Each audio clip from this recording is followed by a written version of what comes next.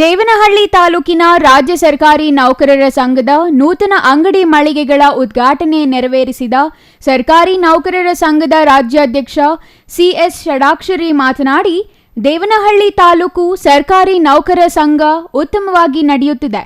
ಎಲ್ಲರೂ ಒಗ್ಗಟ್ಟಿನಿಂದ ಸಂಘದ ಏಳಿಗೆ ಮುನ್ನಡೆಸುತ್ತಿದ್ದಾರೆ.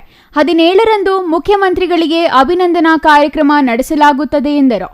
7ನೇ ವೇತನ ಆಯೋಗ ಜಾರಿ ಮಾಡಿದ ಹಿನ್ನೆಲೆಯಲ್ಲಿ ಅಭಿನಂದನಾ ಕಾರ್ಯಕ್ರಮಕ್ಕೆ ಸರ್ಕಾರಿ ನೌಕರರು ಸುಮಾರು 45,000ಕ್ಕೂ ಹೆಚ್ಚು ಭಾಗವಹಿಸುವಂತೆ ಹೇಳಿದರು.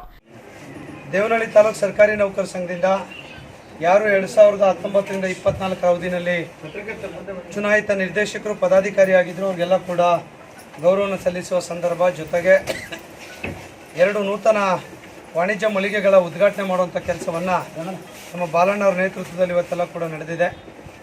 ನಾನು ಅವ್ರಿಗೆ ಅಭಿನಂದನೆ ಸಲ್ಲಿಸ್ತೇನೆ. ಯಾಕಂದರೆ ಭೂಮಿ ಪೂಜೆ ಮಾಡಿ ಉದ್ಘಾಟನೆ ಆಗಿ ಇನ್ನು 2 ಟರ್ಮ್ ಆದರೂ ಆಗ್ತಿರಲಿಲ್ಲ ನಮ್ಮ ಸಂಘದಲ್ಲಿ. ಬಹುಶಃ ಭೂಮಿ ಪೂಜೆ ಮಾಡಿ 2 ವರ್ಷದೊಳಗೆ ಉದ್ಘಾಟನೆ ಆಗಿರುವಂಥ ಒಂದು ಸಂಘಟನೆ ಅನ್ನುವಂಥ ಹೆಮ್ಮೆ ಕೂಡ ದೇವನಹಳ್ಳಿ ತಾಲೂಕು ಸರ್ಕಾರಿ ನೌಕರ ಸಂಘದ ತಾಲೂಕು ಅಧ್ಯಕ್ಷ ಹಾಗೂ ದೇವನಹಳ್ಳಿ ತಾಲೂಕು ದಂಡಾಧಿಕಾರಿ ಎಚ್ ಬಾಲಕೃಷ್ಣ ಮಾತನಾಡಿ, ಇಂದು ನೂತನ ಮಳಿಗೆಗಳನ್ನು ಉದ್ಘಾಟಿಸಿದ್ದು ಸಂತಸ ತಂದಿದೆ.